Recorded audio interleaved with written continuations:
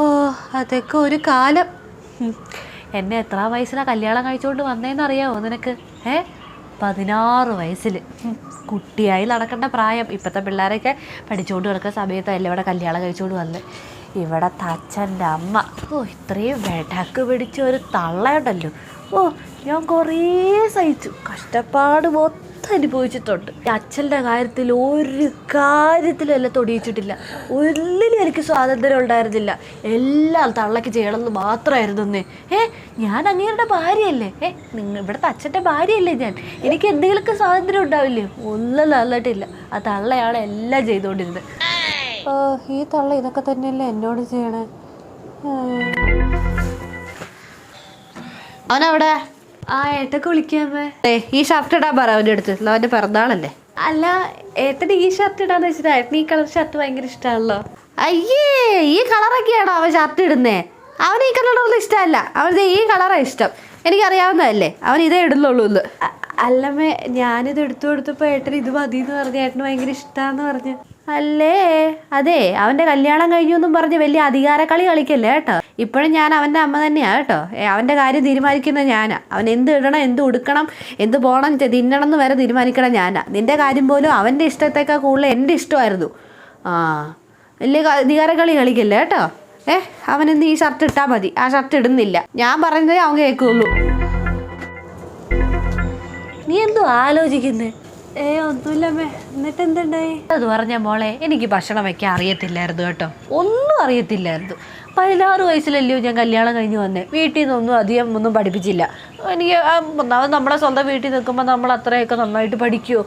ഒന്നുമില്ല, ഒന്നും അറിയില്ലായിരുന്നു. പക്ഷെ ഇവിടെ വന്നു കഴിഞ്ഞപ്പോൾ ആ തള്ള എന്തൊക്കെയാണ് പറഞ്ഞ് എന്തേലും ഒന്നും ഉണ്ടായിക്കൊണ്ട് വന്ന തള്ള പറയണ വർത്താനം കേൾക്കണമായിരുന്നു. കണ്ണു പൊട്ടാൻ ചീത്ത പറയും. ഒരു സാധനം മര്യാദയ്ക്ക് കഴിക്കില്ല. ഇതൊക്കെ ചീത്ത പറഞ്ഞു. ഞാൻ കുറേ അനുഭവിച്ചിട്ടുണ്ട് ഭക്ഷണം ഉണ്ടാക്കാൻ അറിയാത്തതിൻ്റെ കാരണേ. കഴിഞ്ഞ ആഴ്ച ഞാൻ കറി വെച്ചത് ഈ തള്ള എന്തൊക്കെയോ പറഞ്ഞു. അല്ല, ഞാൻ ഒരു കാര്യം ചോദിക്കട്ടെ, നീ ഇതെന്താ ഇന്ന് ഉണ്ടാക്കി വെച്ചേ? സാമ്പാർ. സാമ്പാറാ? ഏത് വകയ്ക്കാതൊക്കെ സാമ്പാർ? എൻ്റെ പൊന്നീ, ഇങ്ങനെ ഒരു സാമ്പാർ എൻ്റെ ജീവിതത്തിൽ ഞാൻ കൂട്ടിയിട്ടില്ല. മനുഷ്യന് ഓക്കാനം വന്നിട്ട് പാടില്ല. ഒരു വായ എടുത്ത് വെച്ചിട്ട് എനിക്ക് കഴിക്കാൻ പറ്റാത്ത അവസ്ഥയാണ്. മനുഷ്യൻ വിശന്നിട്ട് ഇത്രയേറെ ചോറിലാവുന്ന പോലെ ഇരുന്നിയാ.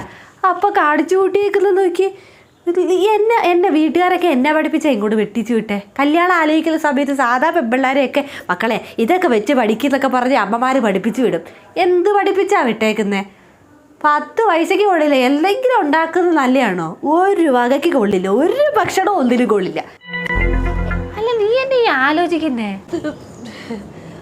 ഒന്നുമില്ലമ്മ, ഞാൻ എന്തോ ആലോചിച്ചു പോയി. പിന്നെന്താ ഉണ്ടായേ? അതുപോലെ എൻ്റെ വീട് ഞാൻ കണ്ടിട്ടില്ല മോളെ. കല്യാണം കഴിഞ്ഞ് വന്ന സമയത്ത് അന്ന് എന്നെയൊക്കെ വിടുന്നൊക്കെ വിചാരിച്ചില്ലേ ഞാൻ വീട്ടിൽ നിന്ന് പോരണേ. 16 വയസ്സല്ലേ ഉള്ളൂ. പക്ഷെ കല്യാണം കഴിഞ്ഞ് 1 വർഷം കഴിഞ്ഞിട്ടാണ് ഞാൻ വീട്ടിൽ പോയേ. കെട്ടിയോ വിടുമായിരുന്നു. ഇവിടുത്തെ അച്ഛൻ പൊക്കോളാൻ പറയുമായിരുന്നു. പക്ഷെ ആ തള്ള പെരട്ട തള്ള വിടില്ലായിരുന്നു. ഞാൻ എൻ്റെ വീട്ടുകാരെ കാണാൻ കൊതിച്ചിട്ടുണ്ട്. വിടുകയില്ലായിരുന്നു. എൻ്റെ അമ്മൂമ്മയുടെ കൊച്ചച്ഛൻ്റെ ഭാര്യ മരിച്ചിട്ട് എന്നെ വിട്ടില്ല.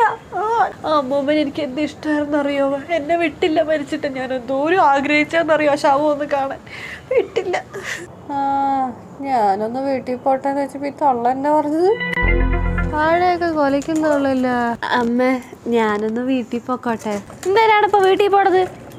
2 ദിവസം നിൽക്കുള്ളമ്മ. വീട്ടിലെ അമ്മയ്ക്ക് ചെറിയ വയ്യായൊക്കെ പോലെ കൈകാല് വേദനയും നടുവേദനയും ഒക്കെ ഉണ്ട്. അപ്പോൾ എന്നെ കാണണമെന്ന് വെറുതെ പറഞ്ഞുകൊണ്ടിരിക്കുക. 4-5 മാസം മുന്നേ അല്ലേ നീ വീട്ടിൽ പോയത്? നിൻ്റെ അച്ഛൻ ആർക്കോ വയ്യാന്ന് പറഞ്ഞിട്ട്. എന്തിനാണ് ഈ ഇടയ്ക്കിടയ്ക്ക് വീട്ടിൽ പോണത്? അതിൻ്റെ ഒന്നും ആവശ്യമില്ല.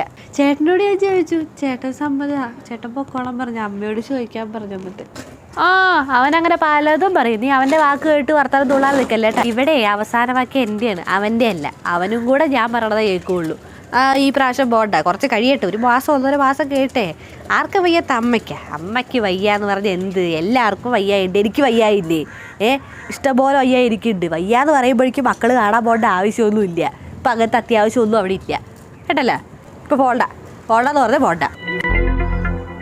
നീ എന്നെ മേപ്പോട്ട് നോക്കിയിരിക്കുന്നത്? കുറെ നേരമായില്ല തുടങ്ങിയിട്ട് ആലോചിച്ചോണ്ടിരിക്കുന്നത്. ഒന്നുമില്ലമ്മ, ഞാൻ വെറുതെ. അങ്ങനെ എത്ര കഥകളുണ്ടെന്നറിയാവോ? ഞാൻ കുറേ അനുഭവിച്ചിട്ടുണ്ട്. ദൂരം കഷ്ടപ്പാട് സഹിച്ച അവിടെ എത്തി. ആ പരട്ട തള്ളയൊന്ന് ചത്തതിന് ശേഷം മോളെ ഞാൻ സ്വാതന്ത്ര്യം എന്താണെന്ന് അറിഞ്ഞേ. അത്രയും ബുദ്ധിമുട്ടിട്ടുണ്ട്. ആ തള്ള അത്തേപ്പല്ലേ ഞാൻ നല്ല സ്വാതന്ത്ര്യം അറിഞ്ഞു. ആ തള്ള ചത്ത് കിട്ടാൻ വേണ്ടി ദൂരം നേർച്ച നടന്നിട്ടുണ്ടെന്ന് അറിയാമോ എൻ്റെ പൊന്നോ. അതുപോലെ തന്നെ ആയിരിക്കും നിങ്ങൾ നമ്മളെ എനിക്ക് സ്വാതന്ത്ര്യം കിട്ടുള്ളൂ. നീ എന്തേലും പറഞ്ഞായിരുന്നോ? അയ്യോ അമ്മ ഞാനൊന്നും പറഞ്ഞില്ല. അല്ല നിനക്ക് അടുക്കളയിൽ പണിയൊന്നുമില്ലേ? ഈ കഥ കേട്ടോണ്ടിരിക്കുന്ന സമയത്ത് വല്ലതും അടുക്കളയിൽ പോയിട്ട് വല്ല അരിയാനോ വിൽക്കാനോ ഉണ്ടെങ്കിൽ ചെയ്തുകൂടെ?